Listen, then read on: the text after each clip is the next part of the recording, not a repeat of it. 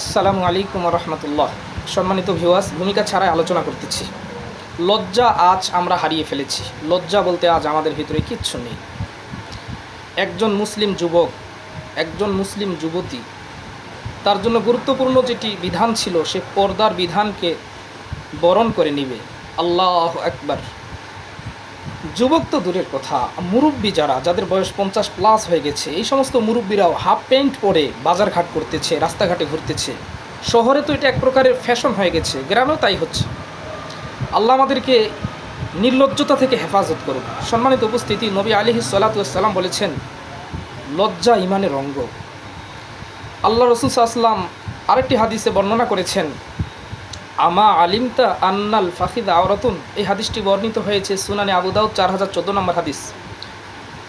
জুরা ইবনু আব্দুর রহমান ইবনু জারহাত রহিমাহুল্লাহ থেকে হাদিসটি বর্ণিত। তিনি তার পিতা থেকে বর্ণনা করেন। জারহাত রাদিয়াল্লাহু তাআলা আনহু আসহাবে সুফার অন্যতম সদস্য ছিলেন।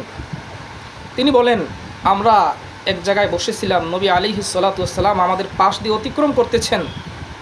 এই অবস্থায় আমার উরুদেশ ওপেন ছিল, অর্থাৎ আমার গোপন অঙ্গ খোলা ছিল। উরুদেশ বলতে আমরা যেটা বুঝি, নাভির নিচে, লজ্জাস্থানের নিচে যে উরু যেটা, সেটা খোলা ছিল। নবী আলাইহিস সালাতু ওয়াস সালাম বললেন, আমা আলিমতা আন্নাল ফাখিদা আওরাতুন, তুমি কি জানো না এই উরুদেশ এটা হচ্ছে তোমাদের গোপন একটি অঙ্গ?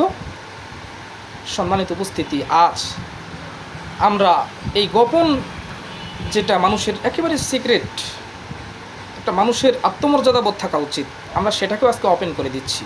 পুরুষের সতর হচ্ছে নাভি থেকে নিয়ে হাঁটুর নিচ পর্যন্ত, কিন্তু আজকে আমরা সেটাও ওপেন রাখতেছি। মাদের জন্য পুরো শরীর আবৃত রাখা। মাদের তো আজকে পদ্মার বালাই নেই বললেই চলে। আল্লাহ তাআলা আমাদেরকে লজ্জাশীল হওয়ার তৌফিক দান করুন। সম্মানিত উপস্থিতি, যদি আজ আমাদের ভিতরে লজ্জা থাকতো, লজ্জার আরেকটি আলামত হচ্ছে এটাও যে আমার কোনো মুসলিম ভাই বোনের উপরে হামলা করা হবে, মুসলিম ভাই বোনকে কষ্ট দেওয়া হবে, আর আমি খিলখিল করে হাসবো, এটা হতে পারে না। এটা লজ্জাশীলতার আলামত নয়।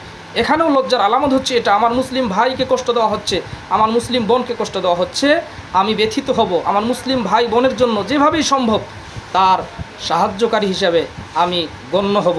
মহান আল্লাহ তাআলা আমাদের সকলকে তৌফিক দান করুন। আসসালামু আলাইকুম।